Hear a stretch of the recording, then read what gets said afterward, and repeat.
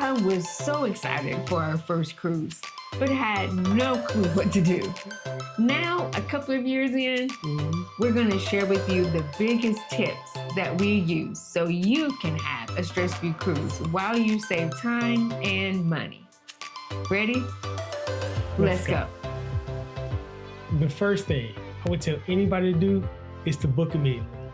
Babe, in the beginning, we were trying to save money, trying to catch the best deal. Yeah. That doesn't work. Book your cruise as soon as possible for two reasons. One, if you book with price protection, it doesn't matter. If the price goes down, you get that price anyway. And then also, you get the very first pick of the rooms you want. So I always got to get on my favorite ship, I always got to get the back of deck 10. Yeah. That's the Carnival Celebration. The decks are a little bit bigger and they don't charge you for them. Yeah. And you can only pick that if you get there first because those go really quickly. So book immediately so you can get your first pick and you can get price protection.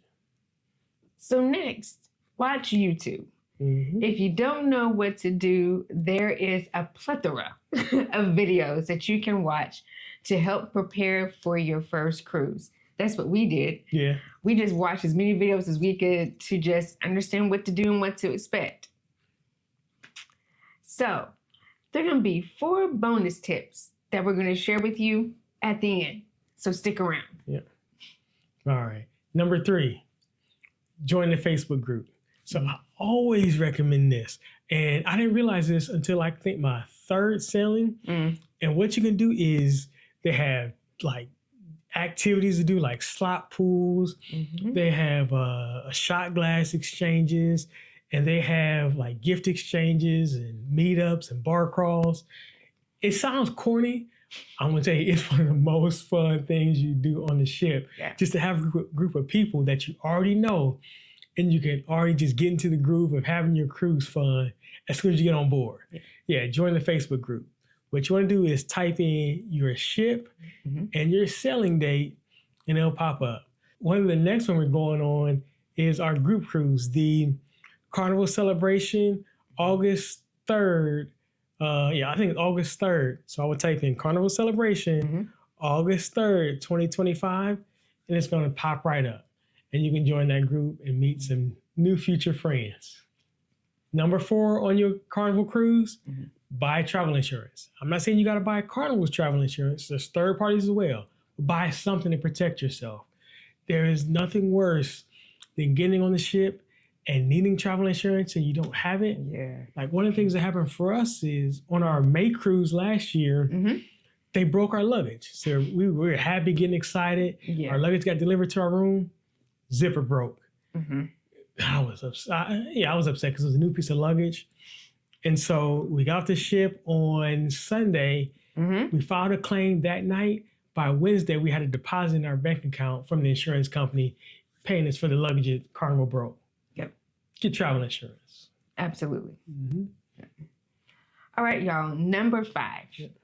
Fly, drive, ride the train. However you're going to get to the port, get there the day before.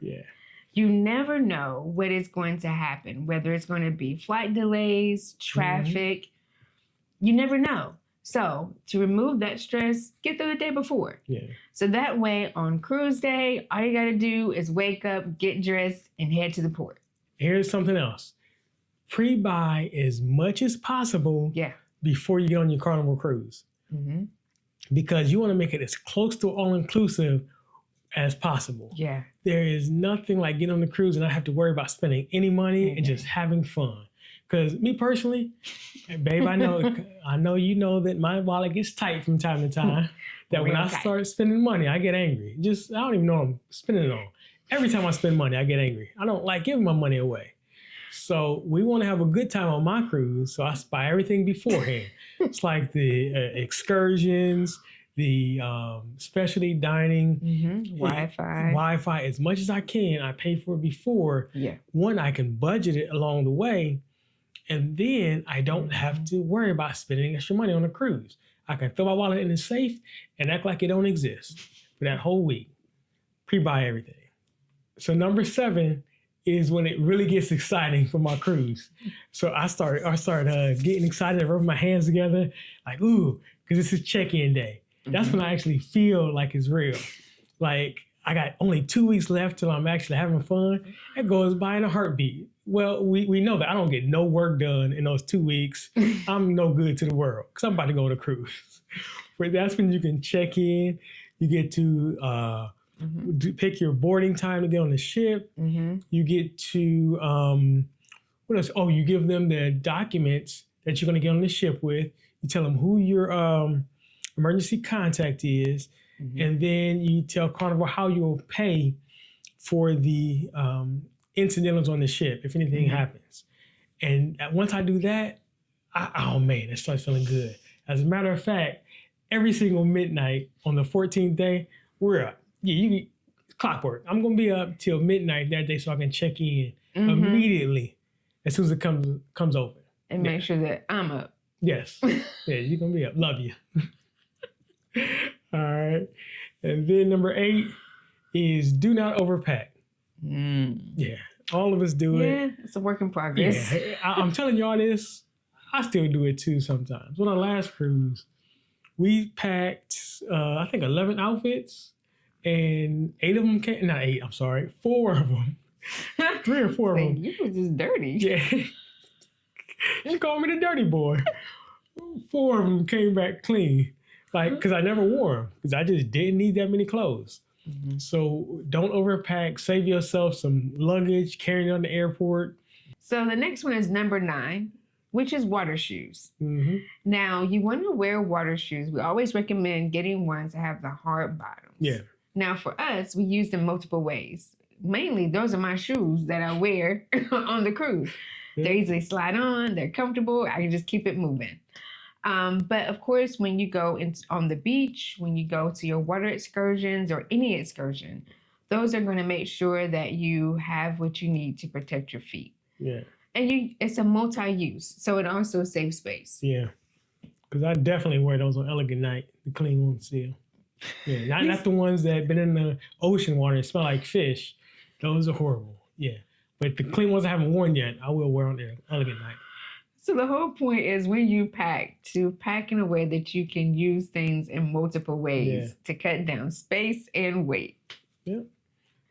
All right, y'all. So number 10 is motion sickness medicine. Yeah. Is a must-have. Especially if this is your first cruise, you're really not going to know how you're going to feel on the boat if you're going to get used to it. So we recommend for everybody to bring some sickness medicine with them. Take it before you get on the boat. Again, because it's your first cruise. You're not going to know if you're going to take the water well, if you're not going to take it well. So you just want to be prepared because you want to make sure that you don't get sick so you can enjoy your vacation. Right. So whether it's Dramamine, whether it's the motion patches, the sea bands, ginger chews, whatever fits your boat, just make sure you have it with you. Number 11, what we always do, we're going to pack some to eat. Yeah. We're going to pack some, we just are. We're going to pack some snacks, like we take chips. Yep. We also take candy on board. We take something to make sure my sugar gets up because we don't want any surprises. No. So anything that is any food that's prepackaged, you can take on the cruise. Hold on. Anything that's manufactured packaged, you can take on the cruise with you. And then for drinks, what you've been taking recently is the cans, mini cans of soda. Yeah, Canada Dry. Yeah, you like Canada Dry. And so you can take cans of drink, soda, water, or juice, but you can take 12 per person. Yeah. And then you can take one 750 milliliter bottle of wine, only wine, per adult that's over 21. Yep. So if you have those things, save yourself some money on the cruise and take them with you. All right, y'all. So number 12 is get cash. Now we're going to talk more in detail about where to use it and when to use it. So we usually bring about $300 to $500 so that whatever we may want when we get off the ship, we'll make sure we have what we need. But we'll talk more about that later. So I'm gonna ask you guys for a favor. If you think another first-time cruiser would find value in this video, hit the like button. That'll tell YouTube to recommend it to someone else, and they may get some value as well. Thanks, fam. All right, y'all. So number 13 is carry on for day one. Now, this isn't going to be like you're carrying on when you go on the airplane. No, this is the things that you're going to want or need before you actually get your luggage once you're on the ship. Right. So, for example, what we put in our carry-on is a change of clothes for our actual port day. Because remember, you're going in the day before into your port city. So you want to make sure that you have clean clothes to wear onto the ship. So that also means that you have your toiletries. Make sure you have your documents with you, your medicine, everything that you know that you're going to need before you can get to your actual suitcase on the ship. Have that with you in your carry-on bag. Now, I kind of went ahead of myself. So, number 14 are your documents. Whatever document you're going to need to get onto the ship. So, that could be your passport. That could be your state ID, birth certificate, your boarding pass. All of those are the documents that you're definitely going to need to get on the ship. Now, the important thing is keep it with you. Keep it with you at all times. So make sure you have it in your carry-on bag, whatever that may be that you are taking with you onto the ship. Not in your luggage. And this is why you want to keep it with you. Because Carnival is going to check your documents four times before you get on the ship. So once you could pass that fourth time, after they scan your face and everything, then you're free to put it away. But don't put it away before that, because what we usually do is I put it away and say, oh yeah, I forgot you're going to check it. Gotta pull it back out. It happens three or four times every single time. He doesn't put it away. All he says is, here, babe. That's his putting it away. That's me putting it away. Here, babe, take this. Now, Zaire said 4 times. So when's the first time they're going to need to show it? Okay, so you're going to have to show it once before you walk into the building. They're not letting you in until, first of all, your check-in time. And then they're going to check your documents to make sure that you're supposed to be in here. 2, they're going to check your ID and match it with your boarding pass. That's going to be the second time they check it. Then there's a little, you go upstairs, and there's this little area after security that they're going to check to make sure you're supposed to be beyond the security checkpoint. So security just make sure that you ain't got nothing illegal. Then they're going to make sure you can even allowed to get past this point. That's 3. And then the 4th spot they check it is actually when they allow you to get on the ship and they take your picture to make sure this person is the right face that matches up with this boarding document. Yeah. So that's the 4 times they check it. Then you can put it away. Yeah. Okay.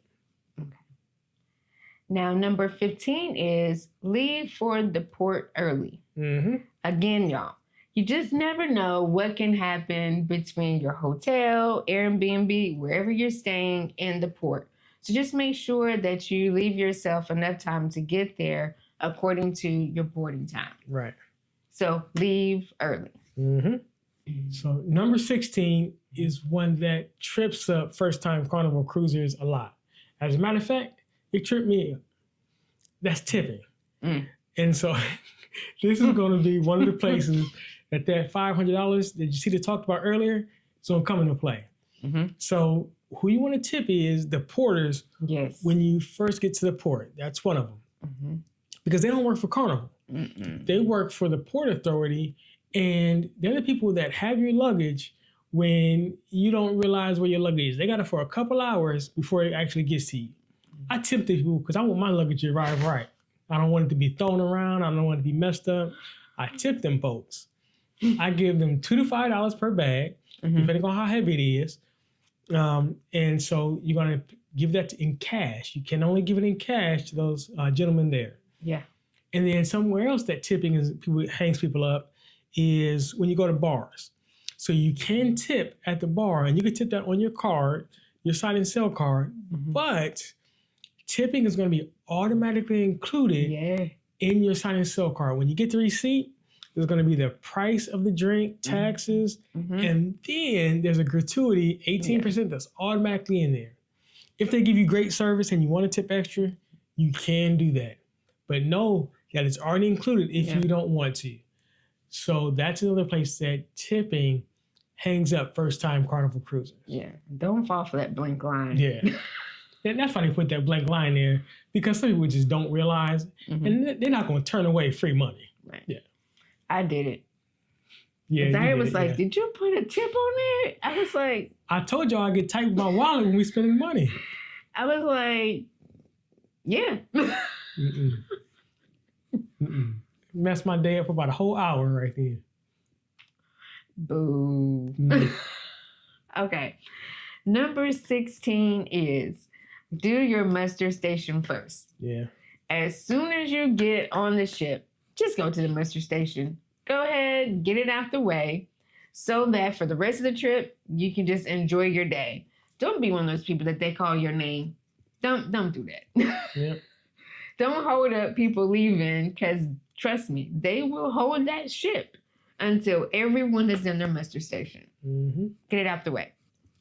And here's a super duper tip that professionals love, is that when I get on the ship and I do the muster station first and I go get something to eat, I'm going to sit down with my food and I'm going to look at my app on the phone. Yeah. That's the Carnival Hub app.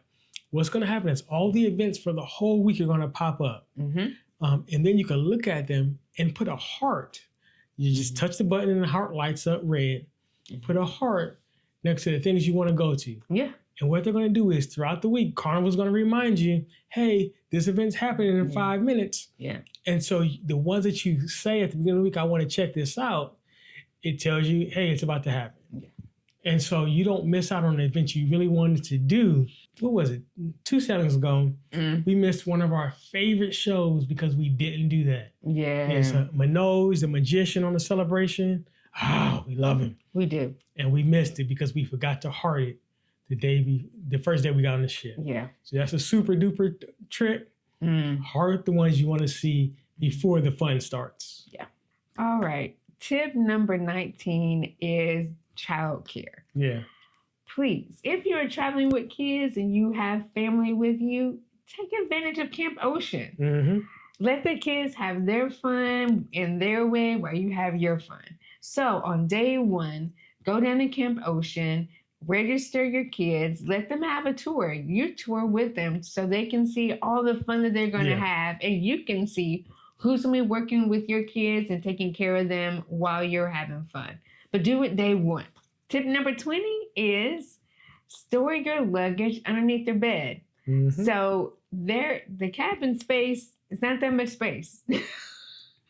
That space is prime real estate. So once you unpack everything, just slide your luggage, everything that you're not going to use anymore to the end of the trip, put it underneath your bed so it's out of the way and you can easily walk around. And tip 21. Now in the beginning, I told you get cash. Right. Zaire told you how to tip the porters. So now we're talking about use cash in the ports. We always recommend using cash so that just as a safety precaution, not to say that anything bad about any city or country, but just for your own peace of mind. And so that you know that nothing can happen that you don't want to happen. Yeah. We always use cash in the port. So we use cash to buy food, to get the souvenirs, and also if we want to take a cab somewhere, we'll use the cash. It also helps us to keep a budget of how much money we're spending and where it's going. Yeah. So that's why you would need the cash. And you said you don't want to talk bad about the people. No, it's some scammers out there. Yeah. And it's always harder to fix a scam overseas. And so, yeah, just avoid that. Yeah. Yeah, I'll talk bad about them. Bottom line, be safer than sorry. All right, y'all, we're on the money thing, but it's so important because we want you to enjoy your trip and everything about it. So tip number 22 is watch out for extras. Yeah. So Zaire talked about in the beginning to make everything an all-inclusive. Right. But one thing that you can't make all-inclusive are the seminars. Now, I have been to some great informational seminars on the cruises, and I actually enjoy them. Yeah. Sarah doesn't care. Tell them the rest.